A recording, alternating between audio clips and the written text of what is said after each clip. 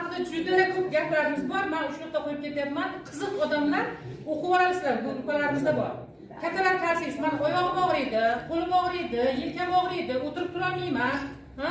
Mana shu narsa, sizlar videoga olmay turib, bu tarafda olib turing. Men 61 yoshdaman, akam yangi ekanlar, qarayman. Mana qo'lim bemalol, kaftim yerga tegadi. Men bemalol orqamga to'liq burila olaman. Bu maqsad uchun emas, bu sizlarga ishonch uchun aytyapman. Siz kelib ishlab, mahsulot olib yoki ishlab oltashar bo'lib ketishingizni menga qiziqchilik yo'q. Menga bitta narsa qiziq, sog'ayib ketishingiz. Shuning uchun men bir narsa aytmoqchimanki, oyoq og'riq, qo'l og'riq, yelka og'riq, bo'yin og'riq bilasizlar, og'riq yomon narsa u. Ayniqsa bir og'riq bor ekan, men Samarqandda bir hamkorim bor, vrach opa, shu kishi tushuntirib berdi. Suyak yemirilish degan narsa bormi? Hozir moda bo'lib ketdi. Ayniqsa mana koronavirusdan keyin ko'pchilikni shu muammo yeb boryapti. Rasm nima qilar ekan bu? Suyaklar agar og'risa, paliatrit, o'sha kasalxona, hokazo har xil kasalliklardan keyin bo'g'im og'riqlari shunday narsa bo'lar ekanki, eslab qolinglar shu gapimni. Uni silasangiz ham og'riydi. Yog' surtsangiz ham og'riydi. Asal surtsangiz ham og'riydi. Dori bersangiz ham og'riydi. Mas surtsangiz ham og'riydi. Ko'tarib yursangiz ham og'riydi. Ko'rpaga o'rasangiz ham og'riydi.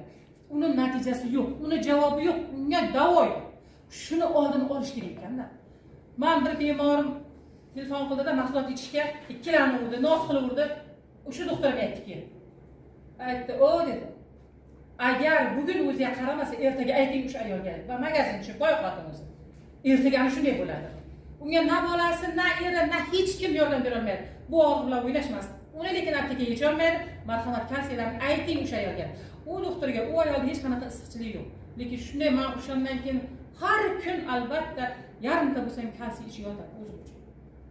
O'zim uchun o'shandan keyin Gulbahor top детский, общий bo'lsa, общий qaysi bo'lsa yarimta ichib yotishga o'zim uchun. Birinchi o'zim sevay.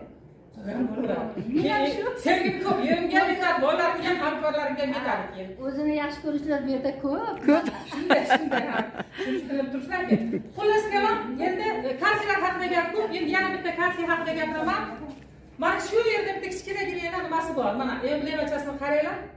Bu Tixiy okean, o'zbekcha Tinch okeani Panama davlatlari bo'yida o'tkazilgan xalqaro yarmarkada butun dunyoga buyruq berilgan, shunday oson tushunasizlar, taklif berilgan.